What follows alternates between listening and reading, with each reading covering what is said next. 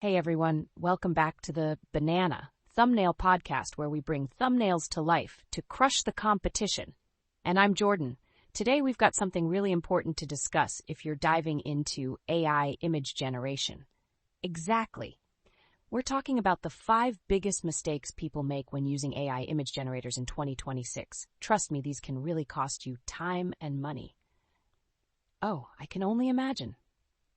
What kind of mistakes are we looking at? Well, for starters, let's talk about the issue with vague prompts. A lot of users think that just typing something simple like cool car is enough, but that's a recipe for disaster.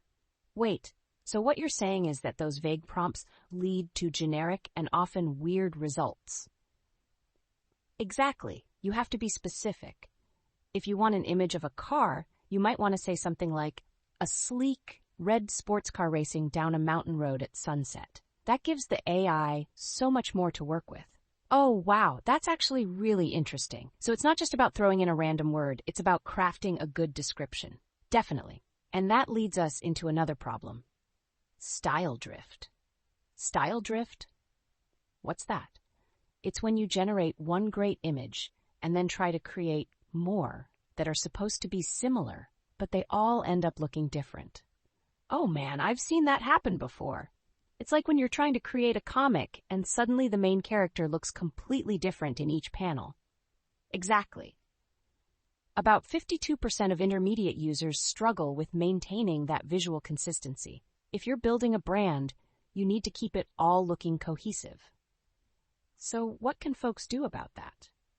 A pro tip is to save the seed number from a successful generation.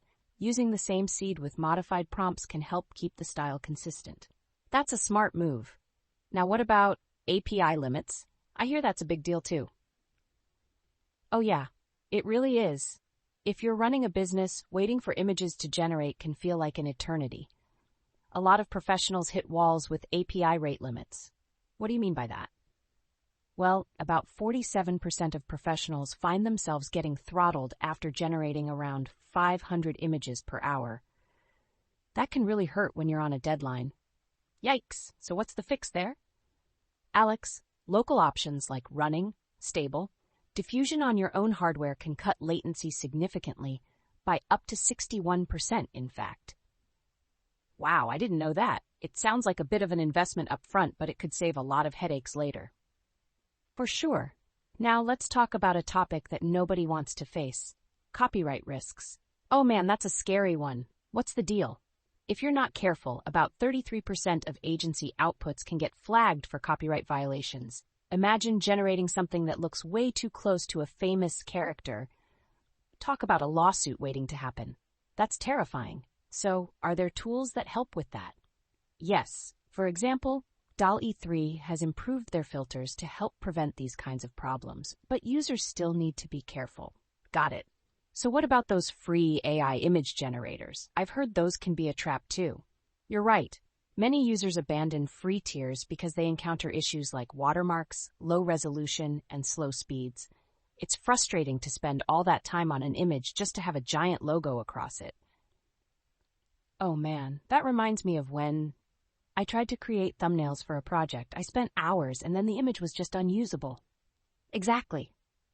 According to some reviews, businesses that stick to free tiers miss out on a potential 127% ROI. If you're serious about quality, spending a little extra goes a long way.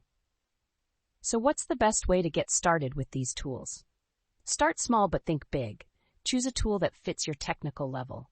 For beginners, something user-friendly like DALL-E 3 or A. Canva integration is great. And if you want more control, then dive into tools like Stable, Diffusion, and consider running them locally.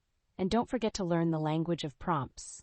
So if I'm understanding correctly, it all comes down to being specific, consistent, and aware of the risks involved. You got it. 2026 is seeing some exciting shifts, especially with the focus on running AI locally for speed and privacy. Wow, it's definitely a fast-moving field. And with that, we hope you've learned some valuable tips today. Avoiding these mistakes can really enhance your workflow. So, to wrap things up, make sure to check your prompts, understand your tools, and always think about the long-term impact of your choices. Absolutely. That's a wrap for this episode of the Banana Thumbnail Podcast. Thanks for listening, and we'll catch you in the next one.